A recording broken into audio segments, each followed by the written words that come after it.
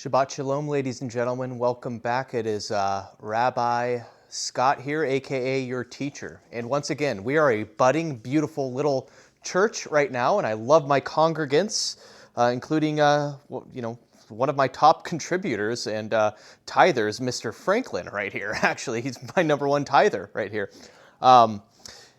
Anywho, what I want to share with you today, we have a special service today, and the service all centers around the Eucharist. You see, last services, it all centered around teaching, and yes, we have got Fitzy, my son there, he's cheering. Okay, questions can be reserved and saved until the end, Fitzy, okay? Okay, my little lover boy, okay? Anyway, what I want to share with you today is a reading from the Didache. Now, the Didache should have been included, I don't know why it's not, in many of the teachings, especially like religious classes growing up and, when I went to Catholic school. They don't even mention this. And I don't want to get into the history right now. I just want to do a reading from this. Now, this is essentially teachings of the 12 apostles, the Nazarenes, the early, quote, Jewish Christians, to others that were just learning about Christianity.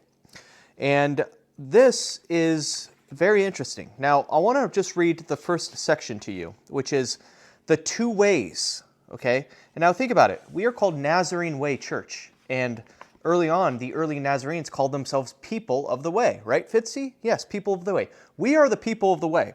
And here is how the Didache, which was written arguably earlier than many of the books in the New Testament, here's how it opens.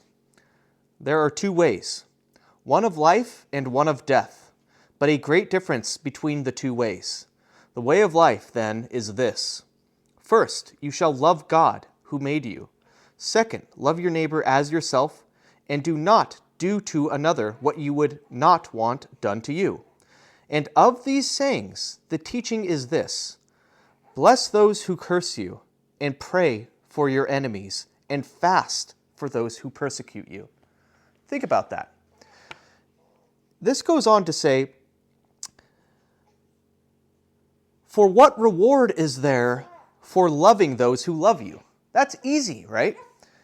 Do not the Gentiles do the same? But love those who hate you, and you shall not have an enemy. That's interesting. It's so easy to love those who love you, but it is almost seemingly impossible and contradictory to love those who hate you, to love those who persecute you. And that is the leadership, and that is the kind of step above that the Nazarenes take. That is so lost within the realm of Christianity, within Catholicism. They major in the minor, is what I call it. But Jesus taught one to be different, and that is to major in the major, to love your enemies. Would you like me to pick up Fitzy, love, and hold him for a second? Okay. 1 second, ladies and gentlemen. One of our congregants wants his pacifier, apparently. Okay. Here you go, Fitzy. Oh, good boy. You are just beautiful. See, Fitzy? And this is actually a good little transition. I'm going to be teaching my son, and we'll get into this in a future sermon, to love his enemies, smile at them, pray for them. If anyone bullies him at school, love them, pray for them, thank them. Because if you do that, and if you love everyone, you have no enemies. He's putting a little pacifier in his mouth. Okay, is that good? Huh? He's a little bored. Okay, this is going to be a quick sermon today because I want it to center around the Eucharist. The Eucharist is actually pretty interesting with regard to how the Nazarenes celebrated the Eucharist. There's no pagan ideas of flesh and blood.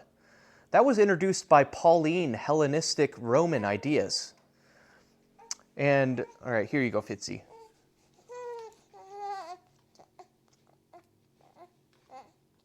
Here you go, big boy. Okay. There you go, big boy. Maybe I'll come over here. Yeah, just rock him a little bit. Yeah. He likes that. Okay. Bear with me, ladies and gentlemen. This is our very, very early days of our church. We're going to be growing this, and you're going to see this freaking movement grow from our little home church, which is what essentially churches were in the early days of the Jerusalem church. The synagogues didn't allow the Nazarenes into the synagogues. They cursed them, actually. So they had to hold their services in homes. And real quick to the love of my life and camera person, can you make sure your finger isn't blocking the camera? Okay, thanks. Yeah, this is the sign of the very early days of this church, ladies and gentlemen. Bear with us. Okay, cool. Okay, so I'm going to read the Eucharist to us. And it is this. This is what the Didache outlines for those of the Eucharist. It says, "Now concerning the Eucharist, give thanks this way. First, concerning the cup, we thank you, our Father, for the holy vine of David," aka, that's why Jesus descended from the vine of David, the Son of Man, Ben Adam, who then descended into David, thy servant, which you made known to us through Jesus the servant, and to you glory forever. And concerning the broken bread, he said, "We thank you, our Father, for the life and knowledge which you made known to us through Jesus your servant, and you be the glory forever. Even as this broken bread that we have in front of us was scattered over the hills, all over the place, and is gathered together and ensconced in a piece of bread," right? "And became one. So let our church, the Nazarene way, be gathered together from the ends of the earth." We have a lot of scattered seeds all over the world that is going to be connected through YouTube, through our ministry, through the sermons.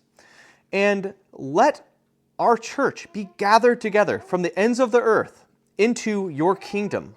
For thine is the glory and the power through Jesus, the Nazarene, the Messiah, forever.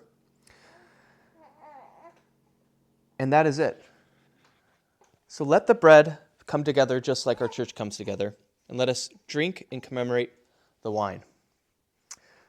So, that is the Eucharist. Isn't it interesting? There's no broken bread and blood. No, let us commemorate our church and think of that. So I'm going to take the Eucharist, and then we're going to do the Eucharist offline. I'm going to end this, and then my congregation and I are going to end up taking the Eucharist. All right. Blessings to you. Shabbat shalom, ladies and gentlemen, and I will see you next week. Peace.